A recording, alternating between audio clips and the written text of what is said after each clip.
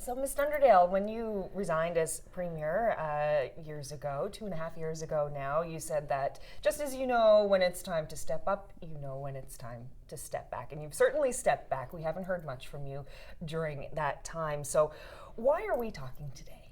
We're talking today because you are interested and you seem to think that other people might be interested in what I'm doing at the Gathering Place. I promised myself that once I left politics, I would really leave politics and I wouldn't participate in political commentary. I had had my kick at it. Other people were now going to do the best that they could do to shape this province the way they felt it had to go. And history will judge all of that. And I'm very comfortable with my legacy and what I was able to achieve. It's a bit close yet for anybody to have the final say, but I think I'll be able to live with how history judges it. So there's nothing to be gained one way or the other from it's a tough job, and whoever's there has a tough job, and I wish them all the best, and that's all I'm ever going to have to say about it. But with everything that's going on, is it difficult sometimes to not say anything, to stay quiet? Sometimes, but I had my turn. And there are other good people around who can do all that political commentary and provide that insight. And I've always said the people of the province that are most politically astute in the country, and they can make their own judgment on it. And sometimes it takes a long time to get the bare facts instead of the coloured facts. And ultimately people come to the right conclusions about it all, even if it takes a few years, and I trust that, and I'm happy with it. I ran a government that was a good government, I believe, and so I'm happy with that. And it's time for me to, turn my attention to other things, which is what I've been doing. And tell us what you've been doing. Well, I've had my family that have really needed me because of illness and death and other challenges that people deal with every day in the last 3 years. And so they've needed my full attention. We've moved through a challenging time for all of us, but things have settled out. And it was time for me to take back part of my own life and to do something that was just mine. And I've wanted to volunteer here for years and years, but just haven't had the time. And here was an opportunity. And so I did that in the spring. And I came here full of anticipation. I didn't care what job they had for me. I was happy to do whatever. What I didn't know, when you come here, you have to do whatever. And so, but that's one of the joys of it. You use all your talents and skills, and it's such a rewarding place to work. What sorts of things do you do? Well, this morning we were unloading a vegetable delivery and getting the carts, and all hands were out, and we were bringing it in and storing it away in the kitchen. You can run from that to scraping dishes, washing dishes, serving food. I work with the other members of the leadership team here in, we're developing policies, we're writing proposals, we're well into a strategic plan for the Gathering Place. There's advocacy and lobbying. This place is run, the main engine of this place is from volunteers, and we have about 350 volunteers, incredible people who have been here for over 20 years. There are shared values, shared principles. This place is about respect. It's about equality. It's about compassion, not judging the people around us, of being one family.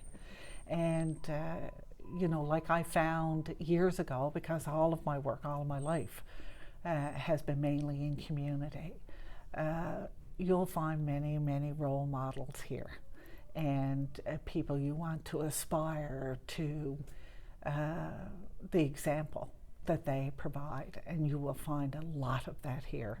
More here, I think, than any other sector that I've ever worked in. So you get to look at your own life in a very particular different way. You come away richer. You really do, and I love it. So the people who come here, how do they react when they see you? Well, they stop and they're surprised, and they're happy. They're so welcoming.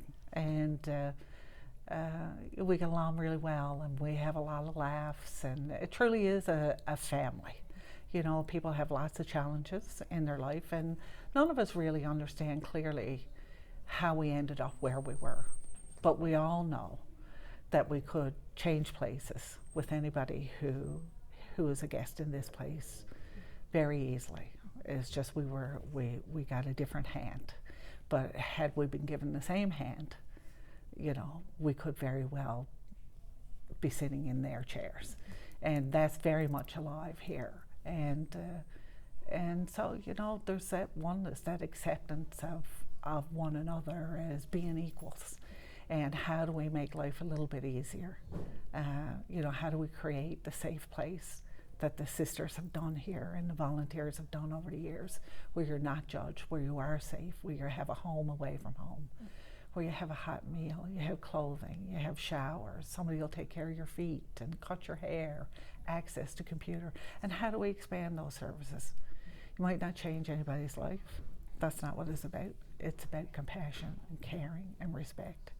And to be able to work with the people who are here in leadership and as part of the volunteer team is a great gift, is a great gift to me. And I'm so honored that I've been accepted here, and you know, I can work shoulder to shoulder with all of them.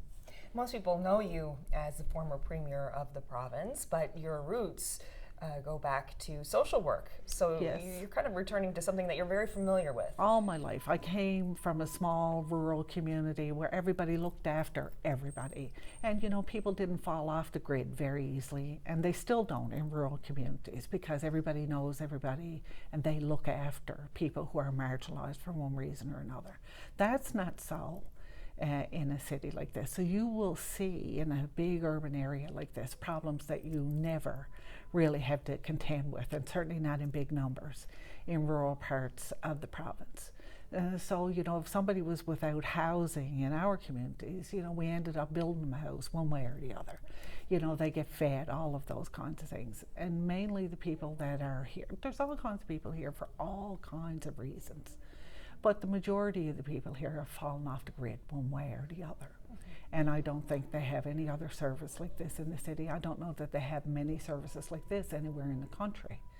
And that's because it's led by volunteers. These are people of the community from every walk of life who have decided that they have something to give, that they'd like to give, and to give it in the manner that the sisters have provided by example for over 20 years. I mean, this started with men knocking on the door at the convent asking for food.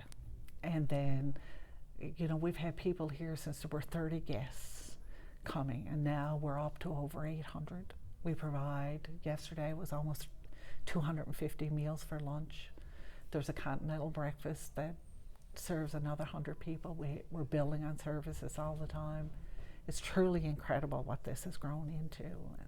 And the people who do it all are so humble. I keep telling them they got to take their light out from under the bushel. Now, you did start out as a volunteer here, but Yes. now you've been hired on as staff. So what is your role?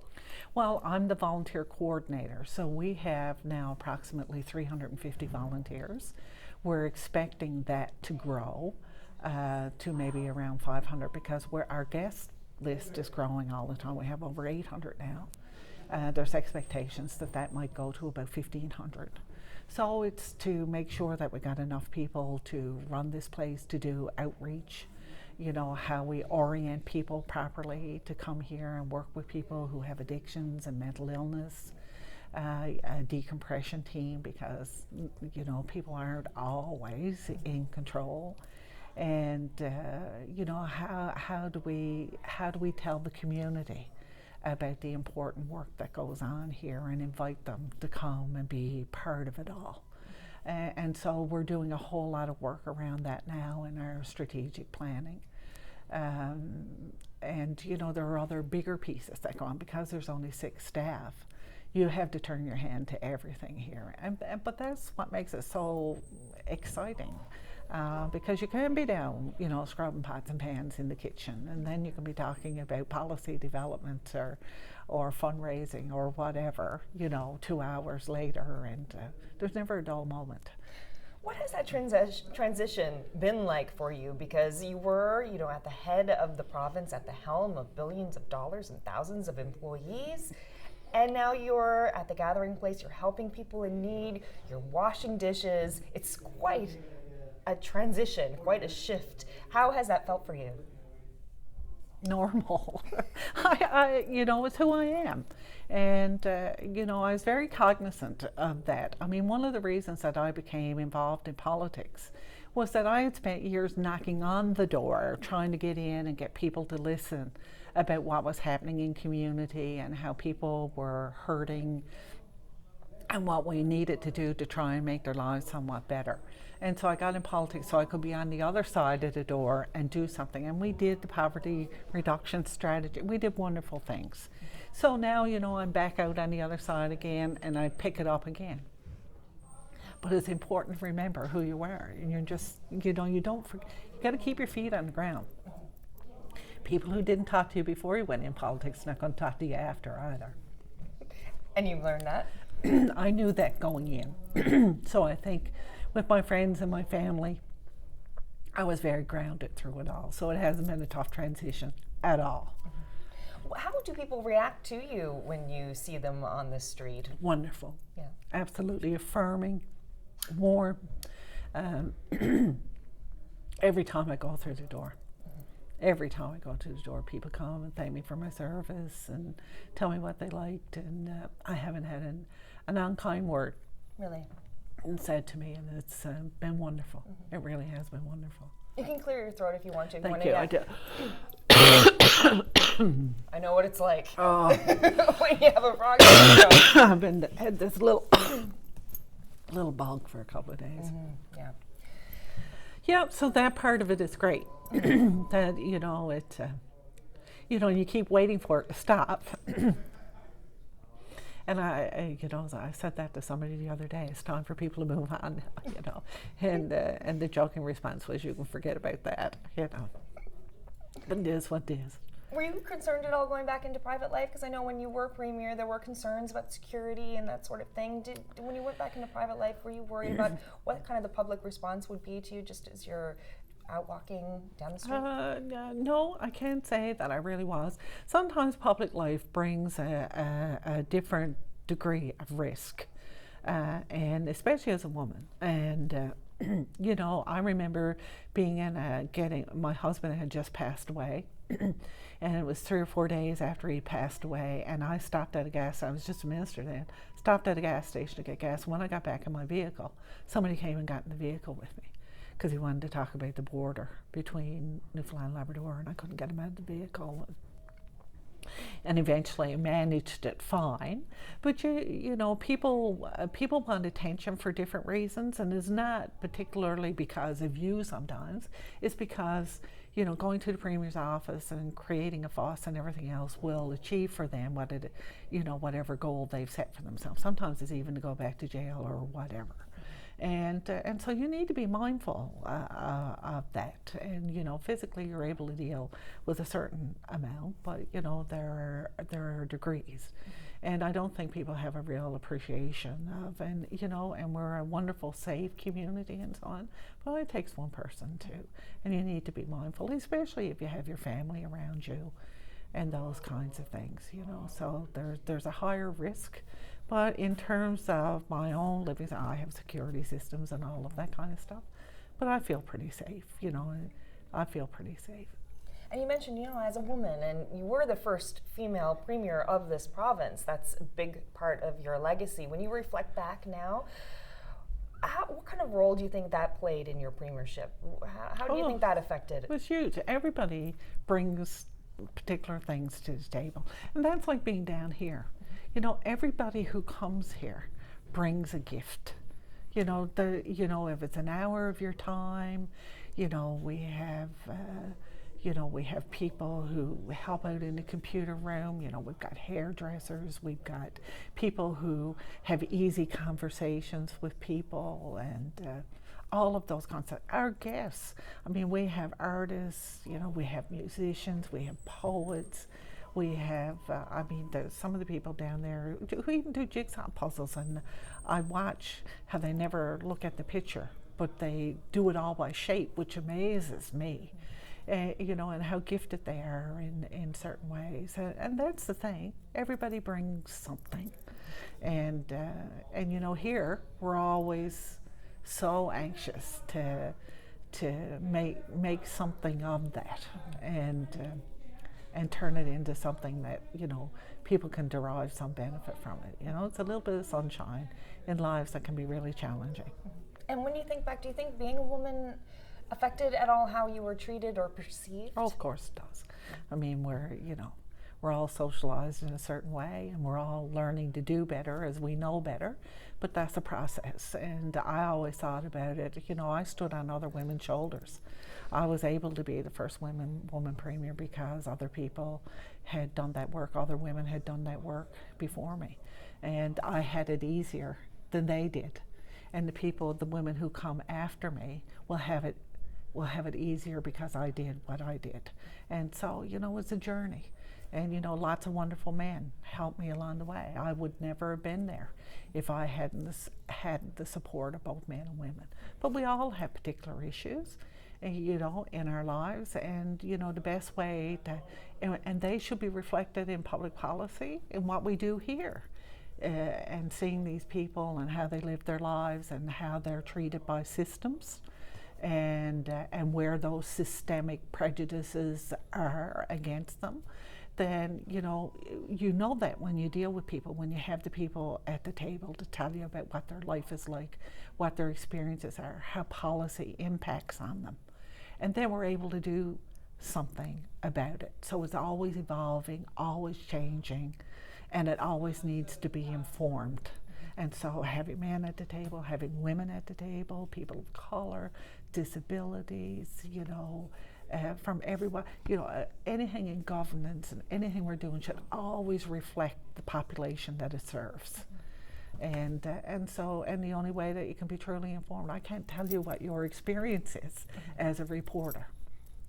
So if we're going to do policy or something around that, then you need to, you know, you need to share that with me.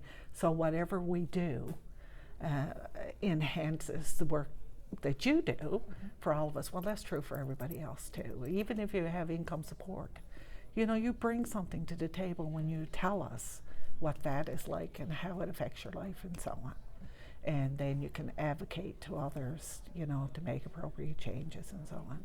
And what we find here is that people have, you know, they're on the street for weeks at a time, you know, they don't have housing or they're in substandard housing, you know, making ends meet. People are lonely, people are challenged, people have mental illness, they have addictions, you know, there's every kind of a reason in the world. They've just lived in poverty most of their life, or they've come out of foster care, or they've raised their families and, you know, now they're alone.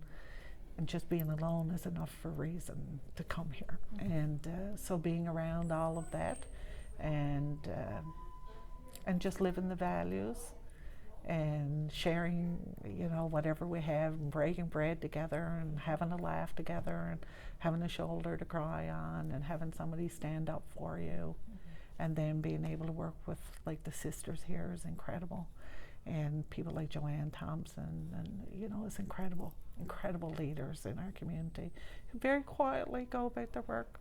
You know, all those volunteers that are here, you know, have been doing good for years and years and years. You know, not a sound. I mean, yesterday, for example, you know, we're down the corner with, you know, a couple of women preparing sandwiches for part of the meal yesterday, and they were talking about their early lives and going to school in St. John's, and some of the characters that have been around and how politically incorrect we all were, and you know, they're in their 70s and 80s, these women, you know, but in that talking we made over 300 sandwiches, you know, laughing and, you know, having a good time, but doing something for somebody else while it was, you know, while the sandwiches were being made. they're the wonderful things that happen here every day. So you're never too old.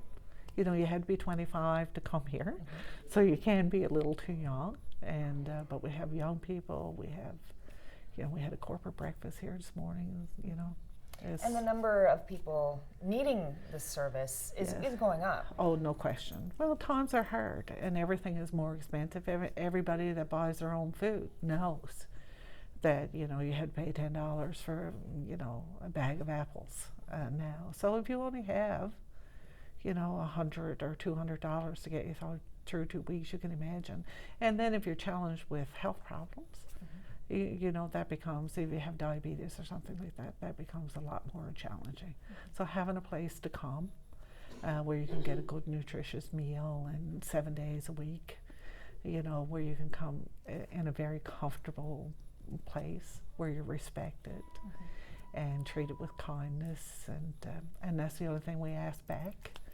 You can have a game of cards, you can watch a movie, you can get your needs tended to. It's pretty, you know, we do literacy as well, and we're trying to introduce other programs. And, you know, we don't know how far it will go, but it's just the right thing to do.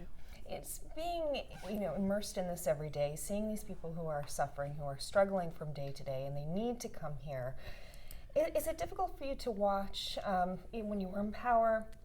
You know, you did the poverty reduction strategy. There were things that you could do policy-wise to help people. Now things have taken a turn. Is it difficult for you to watch how things are unfolding politically and how it's affecting the people that you deal with every day? No, I mean, the biggest piece for me is when you know more, you can do more.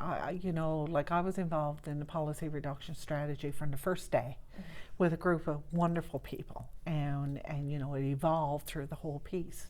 You know, it's capturing all of the pieces because you're talking, for the most part, to people who are already in the system one way or the other. You know, what I've learned here and what we need to do from here is talk to people about people who aren't in the system, who have fallen off the grid for one reason or another, because they've had a psychotic break and frightened people, so they're not allowed into offices. You know, people are sleeping on the street. You know what? You know, we need shelter beds. What do we do with people who are having a psychotic break? You just can't throw people away, and sometimes that's what we're doing. And so there are different ways to political action. And so, you know, I've done that piece, but I don't feel at a disadvantage here, because now you can speak to the reality of people's lives, and you can help them speak to lawmakers and so on about the reality of their lives and where the gaps are in our poverty reduction strategy and you know, other social programs that we have, that you can inform it right from the ground. You know, that's what Sister Elizabeth certainly and Sister Sharon have been doing as they've co-chaired the gathering place. But you know, both congregations have been at that for a number of years, and there are opportunities to do it. And maybe we need, you know, the call now is to take a larger action in terms of those pieces, of being able to talk to governments, you know, at the federal, provincial, and the municipal level about what the needs of the community are. And you know, most people in the community have people who are able to speak to that on their behalf. This tends to be an area where there's not a lot of representation of their point of view. And so, you know, we say, I guess, peace. And as a volunteer, you know, I'm calling on people who have some time or have some other, you know, have time and talent or time and an interest, you know, to come and participate in what we're doing. You know, again, to say to them that you'll take away from it more than you bring to it. It's a wonderful, wonderful place where values are not just talked about, they're lived. And you know, through that, you know, and talking about that and knowing about that and talking to the people who form up our governments and so on, we can make a dramatic change. And, you know, the slightest ripple, you know, can make a great wave when we're all making a ripple together. So, you know, for me, this is, you know, it's non-political, it's non-partisan, but it's still political in terms of the work you do. And will you be going to government, trying to get that funding? Well, I'm only one small cog in the wheel here, and and the board, that governs Gathering Place, they'll decide on what actions need to be taken. What we do here is talk about the reality of people's lives. We try to make a difference in them. How significant that difference is depends, I guess, on the guest that comes through the door. And if it's only a smile and a hot meal and a safe place, that's fine. If it's somebody we can help with literacy or social entrepreneurship, or who's able to stand on their own 2 feet and provide for themselves and everything at the end of the day, that's marvelous too. But the community, the more we make ourselves known and the people we serve and why that's necessary, the greater the awareness is, then the greater possibility of change occurs. Which do you think is the better fit for you, being Premier or this role here? People may look at you now and you look a little bit different, your hair's a little bit different. What do you think better suits you personally? Well, I loved it all, and it's not politics so much, but I love the work. I don't know how good I am at the politics piece, because that can be very, very frustrating. For me, it was always about the work and making a difference and trying to remember who I work for and why I put my hand up to do that, and to try to be as effective as I could, and had some ideas about how that should happen. I was very comfortable doing that. I didn't want to do it for a long time. I don't think people should do it for a long time. I think you should always move out of the way and let fresh ideas and new people come in. I don't think you should be in politics for 30 years. I don't think it's good for democracy or good for the people you're supposed to be serving. Or maybe good for you personally. No, because it's a difficult game. Brilliant, but I think it's a difficult game regardless. People have no idea what they're giving up when they go into politics, because your life is never truly your own again after. And people judge you all the time, and you're exposed to people generally that you wouldn't have to pay attention to. Haters gotta hate, and that can be very hard on your family and so on. So, but I was very comfortable there, but I'm very happy here. I'm just as comfortable here. Do you think you're better for it, for being Premier? Oh, Do you no think question. you came out the other end, having a positive experience and positive change? I met wonderful people.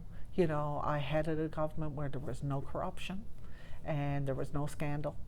And, people may have disagreed with our policies and the direction we took, but they were always done with the interests of the people of the province at heart.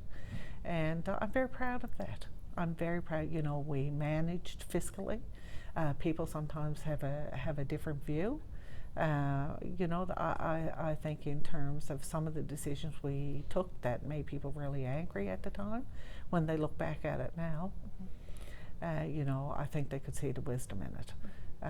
But it is what it is. That's the nature of the beast, and you do what you can do, and then you move on. And so I have no regrets. I suppose you always have regrets. You'd say if you went back, I'd do that a little bit differently. But is there something in particular? Not particularly. It's just about for me, it was always about integrity. And this is what this has to be about. You can't be here unless you bring that to the table, because that's the example set by both congregations, and it's how they approach all of this work, and it's the leadership team. And again, it's about the Gospels.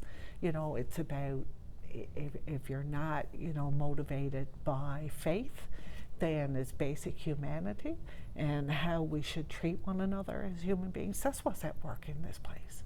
And to be among people who have made their whole lives about that, to me, is a privilege, an absolute privilege. And to see the goodness in people. Our guests here are, they've had lots of challenges in their life. They've been condemned, some of them, by lots of people. But I see the goodness in them every day. And we all need somebody who sees, we're all that yin and yang. and we're not all of one thing and all of it or all of another. It is a mix, and you know, we all need that place where someone says, come on in and sit down, have a cup of tea. And that's what this place does. Kathy Dunderdale, thank you so much for speaking with us. It's nice to see you again, and maybe we'll find out how you really feel about Muskrat Falls sometime. Maybe we will. We'll see. Save it for another interview. Absolutely. Thank you so much. You're so welcome.